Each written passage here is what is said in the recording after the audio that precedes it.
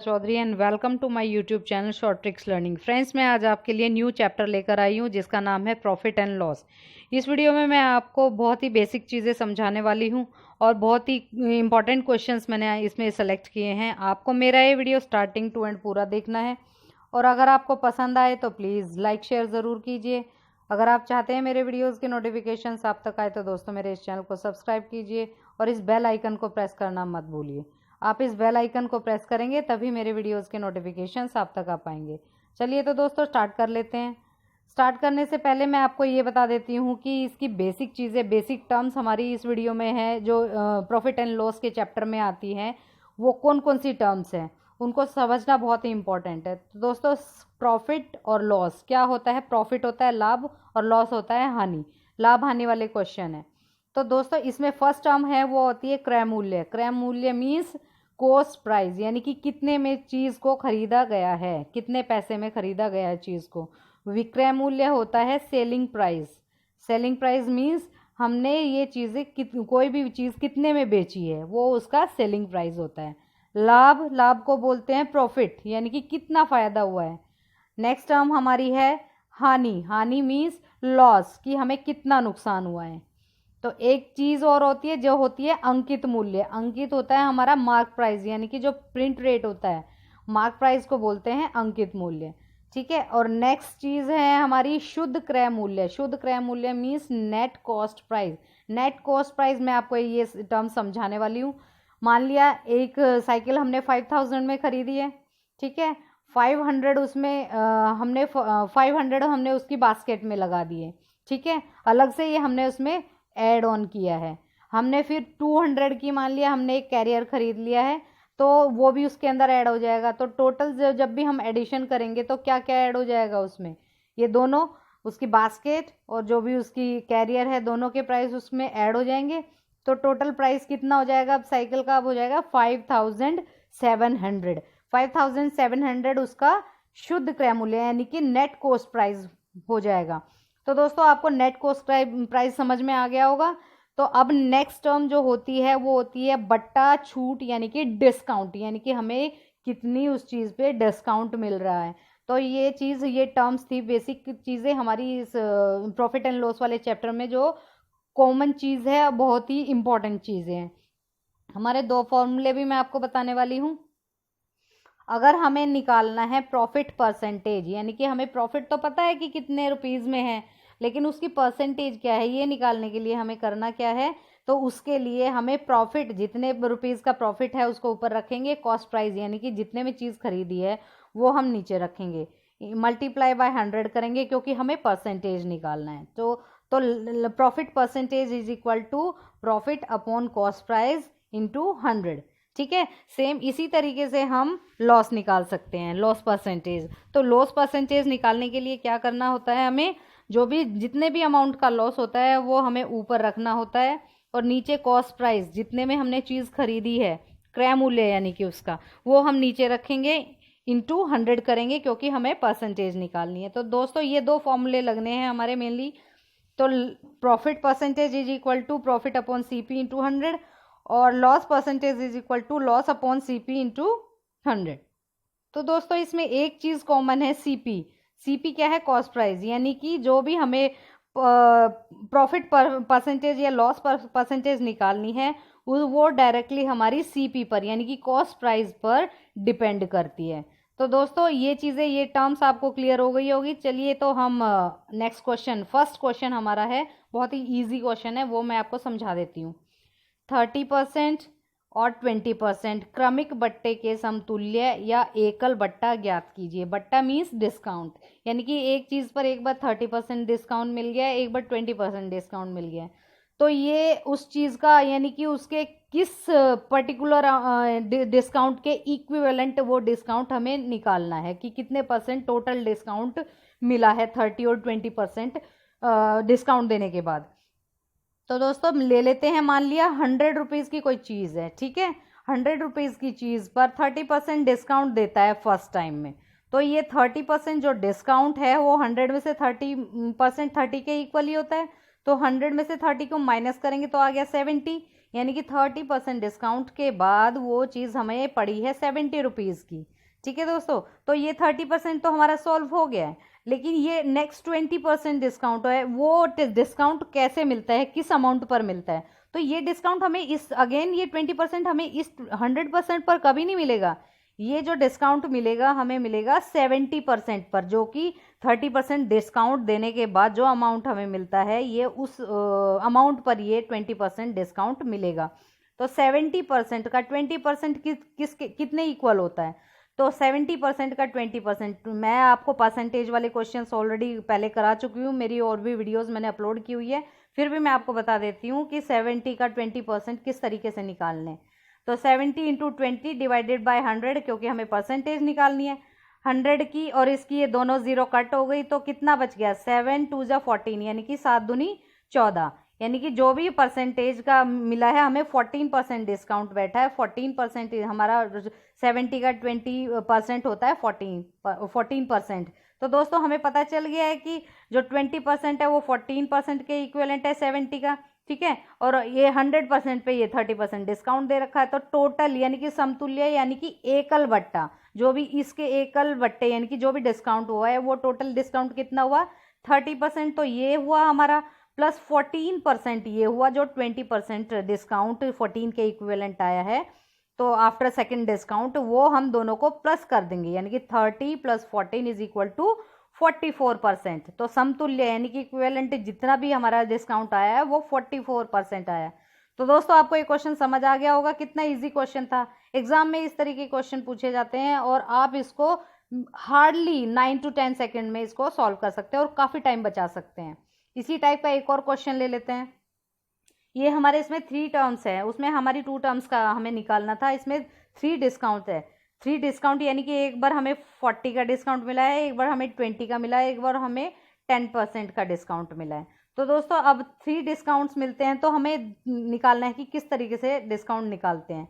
तो 40%, 20%, 10% क्रमिक बट्टे के समतुल्य एकल बट्टा ज्ञात कीजिए। बट्टा मीन्स डिस्काउंट, यानी कि किसी चीज़ पर पहले 40% डिस्काउंट दिया है, फिर अगेन उस पर 20% मिला है, फिर अगेन उस पर 10% डिस्काउंट दिया है। तो टोटल कितने परसेंट डिस्काउंट के इक्विवेलेंट ये डिस्काउंट होगा, वो टोटल डिस्काउंट हमें निकालना है। 100% पर टोटल परसेंटेज को काउंट करके बताना है। तो दोस्तों उसके लिए हमें करना पड़ेगा, मान लिया कोई चीज़ है जो कि 100 रुपीज़ में, उसका 100 रुपीज़ में हम बेच रहे हैं, उस पर कितना डिस्काउंट मिल रहा है, 100 रुपीज़ की चीज़ है। तो पहले हम 40% निकालेंगे। 100 का 40% किसके इक्वल होता है 40 के इक्वल। तो हम 100 में से 40 को माइनस करेंगे तो आ गया हमारा 60, यानी कि फर्स्ट डिस्काउंट के बाद हमें वो 100 रुपीज़ की चीज़ 60 रुपीज़ में मिलती है। ठीक है, तो हमारा एक डिस्काउंट तो हमारा सॉल्व हो गया है। अब हमारा सेकंड डिस्काउंट है, यानी कि 60% जो हमारा दिया गया है अमाउंट में, जो सेकंड डिस्काउंट होगा वो 60% पर मिलेगा, ना कि वो 100% पर मिलेगा। ठीक है, जो भी आफ्टर फर्स्ट डिस्काउंट जो अमाउंट आता है सेकंड डिस्काउंट उस अमाउंट पर हमारा मिलता है। तो 60 का 20% कितना होगा, 60 का 20% निकालेंगे तो परसेंटेज फिर से आपको बता देती हूँ। 60 इंटू 20 डिवाइडेड बाय 100 करेंगे, 0 से 0 कट हो गई, 6 2 जा 12 हो गया, 6 दूनी 12, यानी कि 12% के इक्वल हो गया 60 का 20%। तो 1% सेकेंड परसेंटेज हमारा यहाँ सोल्व हो गया है, लेकिन अमाउंट निकालना है। तो 60 में से हम 12 को माइनस करेंगे तो आ गया 48, यानी कि वो 12% डिस्काउंट के बाद हमें वो 48 रुपीज़ में वो चीज़ पड़ेगी, जो कि पहले 100 की थी, आफ्टर 40% वो 60 में पड़ी है, अगेन फिर 20% डिस्काउंट के बाद हमें वो 48 रुपीज़ में पड़ी है।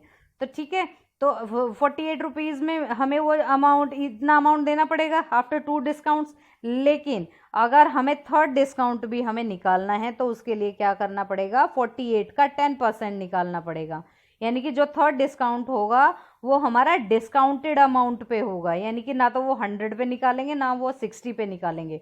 जो भी हमारा आफ्टर 2 डिस्काउंट्स जो भी अमाउंट आएगा उस पर हम वो डिस्काउंट इम्प्लीमेंट करेंगे। तो 10% डिस्काउंट जो मिलेगा वो 48 पर मिलेगा। तो 48 का 10% किसके इक्वल हो गया, तो नीचे अगर हम करेंगे, मैंने आपको बताया हुआ है 48 इंटू 10 डिवाइडेड बाय 100 करेंगे, 10 है ये, ठीक है, एक 0 से 10 की ये कट गई, 48/10 है, तो इस 10 को अगर हम डिवाइड करते हैं तो 4.8 हो जाएगा। ठीक है, तो 48 का 10% इज इक्वल टू 4.8% आ गया हमारा। तो दोस्तों देखिए, अब हमारे पास अब हमें समतुल्य बट्टा यानी कि एकल बट्टा टोटल जो डिस्काउंट है वो हमें निकालना है। तो पहले मिला 40% का, फिर अगेन 20% के बाद हमारा 12% अमाउंट आया क्योंकि 60 पे था ये, फिर 48 पे 10% निकाला तो 4.8% आ गया। तो डिस्काउंट, टोटल डिस्काउंट जो वो हुआ कितना, 40 + 12 + 4.8। इन तो तीनों टर्म्स को, तीनों डिस्काउंट्स को हम ऐड कर देंगे तो हमारा जो डिस्काउंट आएगा आफ्टर एडिशन वो आएगा 56.8% डिस्काउंट, यानी कि टोटल मिलाकर वो 100% पर, 100 रुपये की चीज़ पर हमें 56.8% डिस्काउंट मिल जाएगा। यही हमें निकालना था, 56.8%। तो दोस्तों कितने इजी क्वेश्चंस है, आपको ये बहुत ही अच्छे से मैंने आपको ये क्वेश्चन समझाए, बहुत अच्छी ट्रिक से मैं आपको समझाने जा रही हूँ। तो दोस्तों आपको समझ भी आ गया होगा क्वेश्चन, तो मेरी इस वीडियो को एक बार लाइक ज़रूर कर दीजिए। तो अब हम नेक्स्ट क्वेश्चन ले लेते हैं। नेक्स्ट क्वेश्चन है, एक दुकानदार 1 किलोग्राम की जगह 800 ग्राम में तोलता है। कोई भी चीज़ है जो 1 किलोग्राम की जगह वो 800 ग्राम में, उसको कम में वेट उसको ग्राहक को देता है, तो लाभ प्रतिशत ज्ञात कीजिए। तो दोस्तों यहाँ पर हमें प्रॉफिट परसेंटेज निकालनी है कि उस दुकानदार को जब वो 1 किलो की जगह वो 800 ग्राम में चीज़ों को तोलता है तो उसे कितना प्रॉफिट होगा, परसेंटेज निकालना है, प्रॉफिट परसेंटेज। तो दोस्तों मान लिया आपको पता है 1 किलोग्राम में 1000 ग्राम होते हैं, ठीक है, 800 ग्राम वो बेचता है, तो सीधा सीधा यहाँ कितने प्रॉफिट हो गया, कितना है उसका प्रॉफिट, 1000 में से 800 माइनस करेंगे तो 200 ग्राम का डायरेक्ट प्रॉफिट 1 किलो पे हो गया उसका। तो 200 ग्राम है, ये हमारा प्रॉफिट है, लेकिन हमें निकालनी है प्रॉफिट परसेंटेज, लाभ प्रतिशत। तो प्रॉफिट परसेंटेज निकालने के लिए क्या होगा, जितना भी हमें प्रॉफिट हो रहा है प्रॉफिट को ऊपर रखेंगे, कॉस्ट प्राइस हमारा कॉस्ट कितनी आ जाएगी, मान लिया वो 1000 की जगह 800 में बेच रहा है तो 800 को हम नीचे रख रहे हैं क्योंकि 200 में ग्राम उसका प्रॉफिट है, किस पर है, 800 ग्राम पर, तो वो हमें निकालना है 800 पर। तो 800 हमने नीचे लिखा, 200 प्रॉफिट है वो ऊपर लिखा है, नीचे 800 लिखिए और मल्टीप्लाई बाय 100 करेंगे क्योंकि हमें परसेंटेज निकालना है।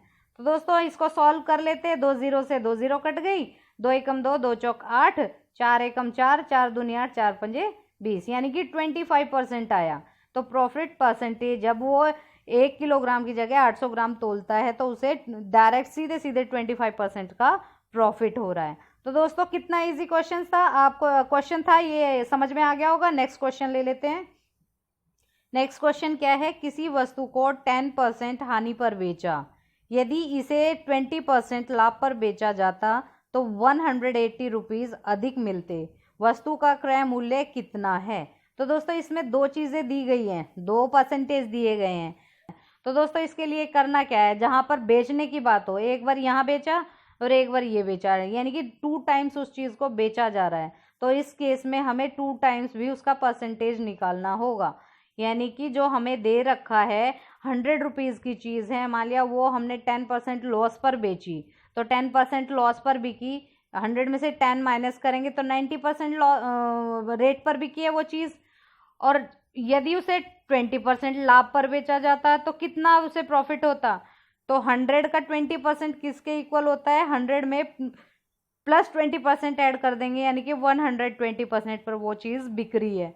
ठीक है, वो सेकेंड टाइम में 120% पर बिकेगी, फर्स्ट टाइम में वो 10% लेस पर, यानी कि 90% पर बिकती है। दोनों का सीधे सीधे डिफरेंस देख लेते हैं, कितने परसेंट का आता है, 10% लॉस पर और 20% प्रॉफिट पर। तो कितना डायरेक्ट सीधे सीधे परसेंट है, 120 में से 90 को माइनस करेंगे तो 30% का उसे प्रॉफिट हो रहा है, 30% का क्या हो रहा है, उसको प्रॉफिट हो रहा है।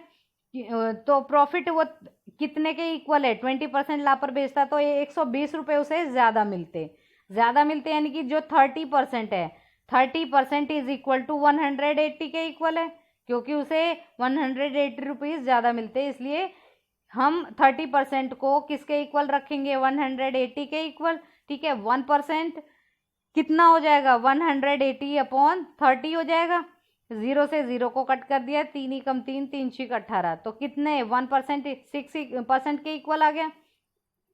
अब हमारा निकालना है हमें क्रय मूल्य की वस्तु को कितने में खरीदा गया था। तो कितने, क्रय मूल्य कॉस्ट प्राइस होता है, कॉस्ट प्राइस निकालने के लिए अगर हमारा 1% हमें पता है 6 है, तो 100% किसके इक्वल होगा, 6 इंटू 100, यानी कि वो चीज़ जो होगी वो होगी 600 रुपीज़ की। तो दोस्तों हमें 600 ही निकालना था। ये क्वेश्चन बहुत ही इजी है, बहुत ही अच्छे तरीके से आप इनको सॉल्व कर सकते हैं और बहुत शॉर्ट ट्रिक मैंने आपको बता दी है इन क्वेश्चंस को सॉल्व करने के लिए। तो दोस्तों इस वीडियो के लिए बस इतना ही। नेक्स्ट वीडियो में मैं आपके लिए बहुत ही इंपॉर्टेंट और सेलेक्टिव क्वेश्चंस लेकर आने वाली हूँ। तब तक keep watching my YouTube channel short tricks learning. Thank you, have a nice day.